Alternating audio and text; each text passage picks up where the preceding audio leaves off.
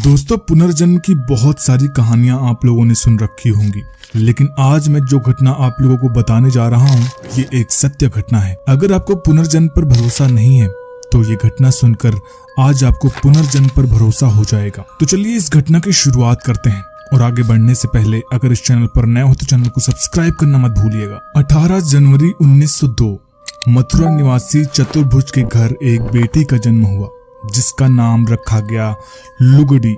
जब लुगड़ी 10 साल की हुई तो उसके पास के दुकानदार केदारनाथ चौबे के साथ शादी कर दी गई। ये केदारनाथ की दूसरी शादी थी, क्योंकि उसकी पहली पत्नी की मौत हो गई थी। केदारनाथ की मथुरा में और एक हरिद्वार में कपड़ों की दुकान थी।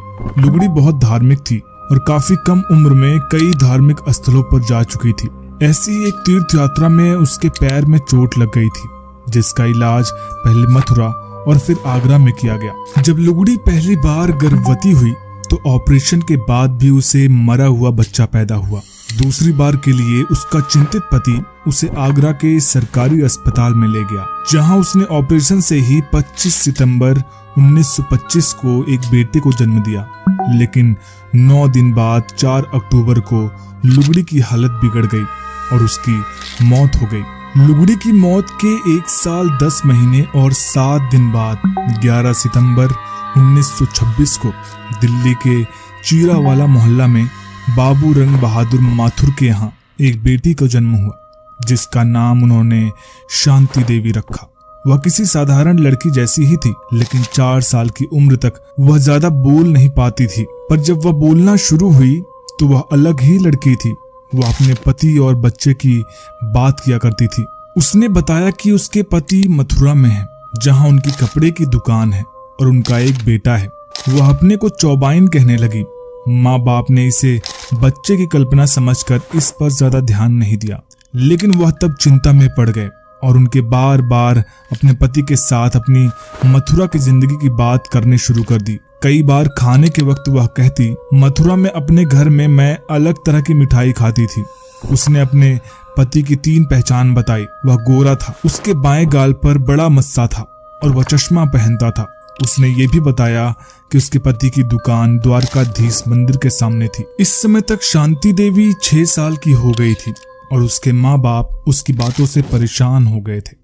लड़की ने तो अपनी मौत का विस्तृत ब्यौरा भी सबको दे दिया था। उन्होंने अपने चिकित्सक को ये बात बताई तो वह ये सुनकर हैरान थे कि इतनी छोटी बच्ची इन जटिल चिकित्सा प्रक्रियाओं के बारे में कैसे जानती थी। इस तरह से राज और गहरा होता गया। जैसे जैसे समय निकलता गया, वह अपने माँ बाप से मथुरा चलने की विनती करने लगी, लेकिन करीब 8 या 9 साल तक उसने अपने पति का नाम नहीं बताया, क्योंकि भारत में औरतें अपने पति का नाम नहीं लेती। अगर कोई पूछता तो वह शर्मा जाती, बस ये कहती कि वहां ले जाओ, मैं उन्हें पहचान लूंगी। एक दिन एक रिश्तेदार बाबू बिशन चंद, जो कि दिल्ली के विद्यालय में अध्यापक थे, उन्होंने शांति से कहा कि अगर वह अपने पति का नाम बताएगी तो वह उसे मथुरा ले जाएंगे। इस प्रलोभन में आकर उसने कान में पंडित केदारनाथ चौबे का नाम बताया। बिशन चंद ने उसे कहा कि वह बात पता करके मथुरा की यात्रा की तैयारी करेंगे। उन्होंने पंडित केदारनाथ चौबे को खत लिखा और उन्हें दिल्ली आने को कहा। केदारनाथ ने सब बातों की पुष्टि कर सुझाव दिया कि उनका दिल्ली में रहने वाला रिश्तेदार पंडित कांजीमल शांति से पहले मिल ले। कंजीमल के साथ एक बैठक बुलाई गई, जिसमें शांति देवी ने उसके अपने पति के भाई के रूप में पहचान की। उन्होंने अपने मथुरा के घर और जहां उसने पैसा गाड़ा था उसकी भी कुछ जानकारी दी।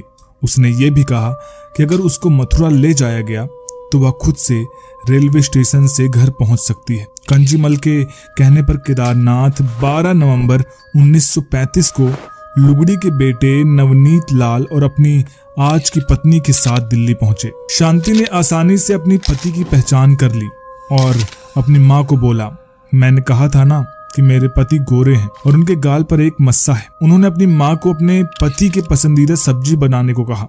फिर केदारनाथ के ज्यादा सवाल करने पर उन्होंने अपने मथुरा के घर में स्थित कुएं का जिक्र किया, जहां वह रोज नहाती थी। उसने अपने बेटे की भी आसानी से पहचान कर ली, हालांकि वह उससे बहुत छोटा छोड़कर खत्म हो गई थी। उन्होंने अपने पति से ये सवाल भी किया कि वादा करने के बावजूद भी उन्होंने दूसरी शादी क्यों कर ली। केदारनाथ के जाने के बाद शांति देवी बहुत उदास हो गई और मथुरा जाने की जिद करने लगी। गांधी जी के द्वारा गठित समिति उन्हें मथुरा लेकर पहुंची, जहां उन्होंने अपने घर का पता रिक्शे वाले को आराम से दे दिया।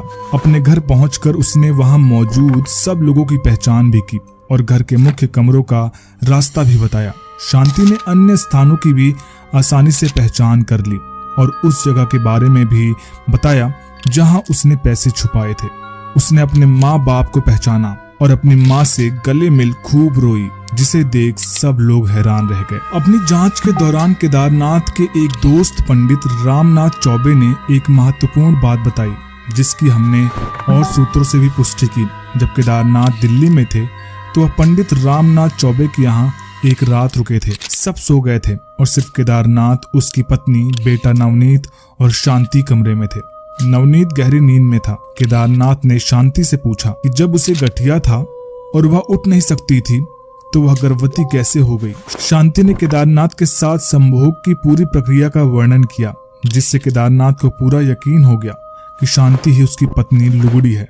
जब इस घटना का जिक्र शांति देवी से किया गया, उसने कहा, हाँ, इसी बात से उन्हें मुझ पर पूरा यकीन हो गया था। दोस्तों, क्या आपके आसपास भी ऐसी कोई घटना कभी घटी है? हमें कमेंट बॉक्स में जरूर बताइएगा। वीडियो पसंद आई तो वीडियो को लाइक करिएगा, शेयर करिएगा और चैनल को सब्सक्राइब करना मत